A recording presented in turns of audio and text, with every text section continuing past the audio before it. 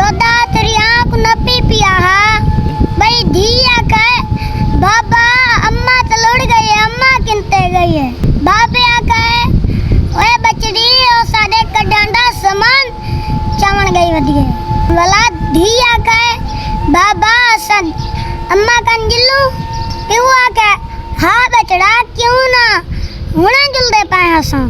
किस्मत ते कुदरत इवें लिखदी है जिवें तुहाडी मां बुढ़ के मुई है तुसां भी इवें बुढ़ना है। बे यारो मददगार कोई मसला है उनका हल जरूर है।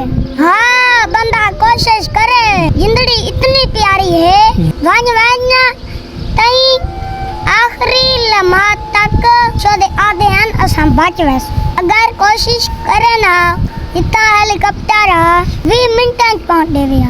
एक गाहलू वाए जांदी चोरी थींदी है दू खले ऊक लगदे ना को कढन दे जा बजा उल्टा गाली की जाने उन का भाई उता वञो।